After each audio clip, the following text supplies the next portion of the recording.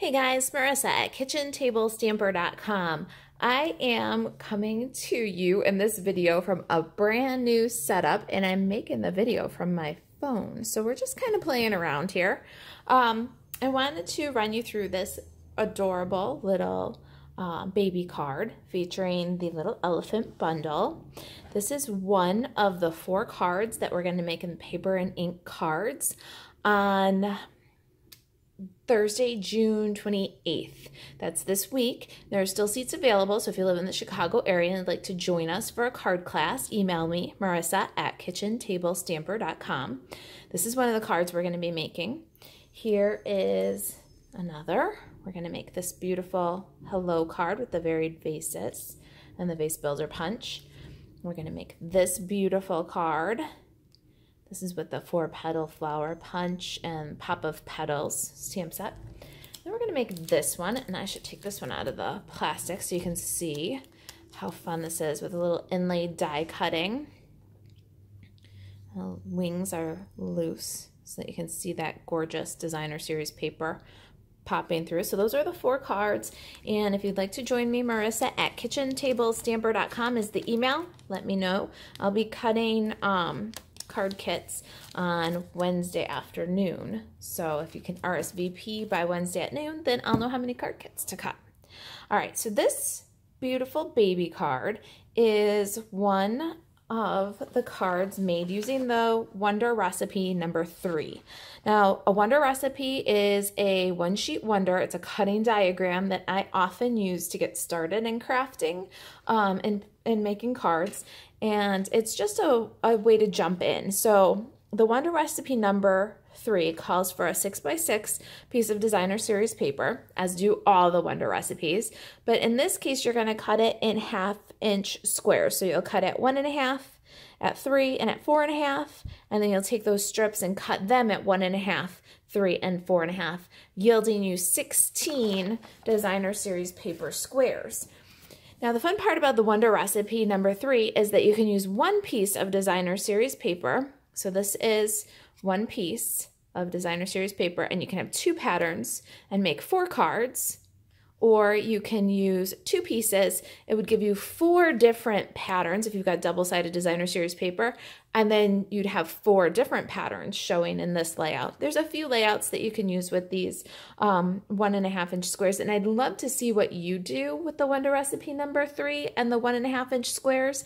If you do a different layout using these squares and you want to share that, there's a Kitchen Table Stamper Craft Social on Facebook. There's a forum there. If you go to facebook.com/kitchentablestamper and you click on the forum that's associated with my business page, I'd love to see what you're doing with the Wonder Recipes and your Stampin' Up! Products on that forum. All right, so this card, or this recipe, is going to yield 4 cards. We're going to have 16 little designer series paper squares. Let me show you the other supplies that you're going to use. The designer series paper is from the Tropical Escape 6x6 designer series paper. So it's this gorgeous, let's see, granny apple green, shaded spruce, soft seafoam, basic black, whisper white, and blushing bride designer series paper pack. It's very tropical, but I think it's kind of fun for a little jungle theme elephant baby cards. I used my little elephant stamp set and my elephant builder punch. These are available from the 2018-2019 annual catalog, bundled together with a 10% discount when you buy both products. If you've got questions about ordering Stampin' Up, you can email me also. My Stampin' pads, I'm using basic black. You can use Memento or Stays On, whichever you like. Blushing Bride and Basic Gray. I'm also using the Starburst punch and a 2-inch circle punch. And my consumables for this project are 1 6x6 designer series paper cut down into 1.5-inch squares. And then I've got a Blushing Bride card base. This is 8.5 by 5.5, and it's scored at 4 1/4. I've got a scrap of basic black cardstock. Now this is at least like 2¼ inches wide and however long. We just need to get this starburst, maybe about 2½ inches wide. The starburst is 2¼ so this is at least 2½ inches wide, any length. We're just getting a starburst punch out of it. I've got a little scrap of Blushing Bride. You'll want it to be a couple of inches by a couple of inches, maybe 2 by 2, 1½ by 2, or bigger. We're gonna get the elephant ear from that, but we need something to hold on to punch. It's just a little bit easier if it's a bigger piece. And then I've got Whisper White, and you just need a piece big enough for that 2-inch circle punch. So at least 2 inches wide, however long.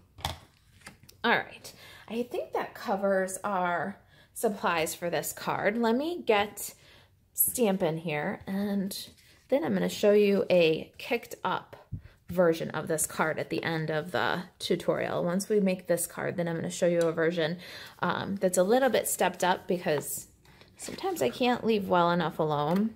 Sometimes I start with a version that's more kicked up and scale it back a little bit in order to make, you know, making more than one card more reasonable. All right, so I'm just punching my Whisper White and Basic Black, the circle, and the starburst.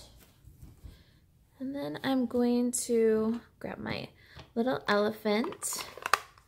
I'm going to open up my ink pads here, Basic Gray and the Powder Pink. I'm inking up with Powder Pink, and it's gonna go off of this little scrap, I'm sure. So let's get some, look at that, didn't. Let's get some scratch paper underneath there anyways, because we're gonna go off the edge. Now, I got such a little scrap, I'm having a hard time getting in there for my ear, so you've probably seen me do this before. We're gonna use a little Post-it note here as a handle, and then we'll have no problem getting in the punch and punching out that little ear. So we're gonna line that up using the Post-it note as a handle and punch out the ear. All the rest of the bits don't matter. Let's move them out of the way here and get our Whisper White circle. Now we're gonna switch from the Powder Pink to Basic Gray. So I'm just gonna stamp off real good here, clean up the stamp, and then I'm gonna move to the Basic Gray. It's a darker color, so our ink pad should be just fine. We're gonna stamp that as low as we can, because we wanna leave a little bit of room for the little spray of hearts. So we'll ink that up with the Blushing Bride and stamp the little spray of hearts. So cute. While we're working our little elephant guy, we're gonna put some multi-purpose liquid glue on his ear and glue in the little plaid pink one that we made. Oh, so cute. All right, now I'm gonna just slide all of that to the side and bring in my card base and close up Blushing Bride and Basic Gray. We're gonna need Basic Black next, but first I'm gonna put some snail adhesive on the back of each of these Designer Series paper pieces.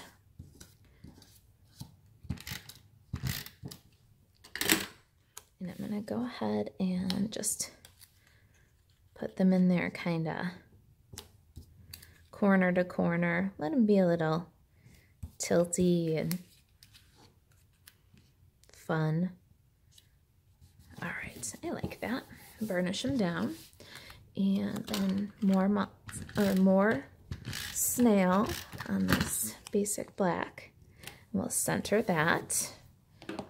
Now, little greeting, the hello little one greeting. Got a shadow in this corner. Wonder if I can work that out with the lights a little bit.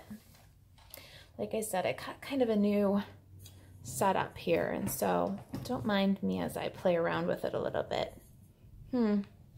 That's not too bad. All right, so the hello little one greeting, we're gonna stamp that kind of right up against the Designer Series paper, but we want it to go parallel with the bottom of the card. Good, not uphill or downhill. Sometimes that's quite the feat for me. All right, now I've got some dimensionals here, and I'm going to, because it's just the end of them, cut up 1, 2, 3 little bits. Turn this guy over and add some dimensional edges to the back. Can you believe it? We are almost done with this card already. I can't even believe it. It's so simple, but so cute, and one that you can switch out for any designer series paper and any focal point image, and you have a really cute card every single time. All right, so there's our Hello Little One cards with the Wonder Recipe number 3 cutting diagram. Now let me show you on the 4th card. I've stepped it up just a little bit. Okay, so here's our stepped up version. And if you take a look, you'll notice that I've added a few little details. I took my stitched labels framelets and using this kind of quilted background die, I die cut the card base up top and down the bottom, off the top, using this beautiful little quilted pattern, which I thought was kind of nice for a baby card. And then using my bouquet bunch framelits dies, I cut 2 of these little leafy sprigs from soft seafoam, and then I adhered them to the card over the elephant. You can see that I did not put the dimensional in between the Whisper White and the black so that these would lay flat. And then I cut a Whisper White tag. This bitty little tag right here is from the Coffee Cups Framelits dies. And I stamped a tiny heart on the tag from the Pick a Pennant stamp set. So I used this little solid heart right here. And then tied the little loop of basic black baker's twine and bumped the little tag up with a dimensional. So there is a clean and simple version, and a little bit stepped up version. And there's the 4 cards that the Wonder Recipe number 3 yields. All right, if you've got any questions about paper and ink cards on June 28th, or any classes that I offer at my Rolling Meadows home studio, you can email me, Marisa, at kitchentablestamper.com. If you've got questions about the Wonder Recipes or ordering Stampin' Up, I'm here to help. Just reach out, Marisa at kitchentablestamper.com. Thanks for watching.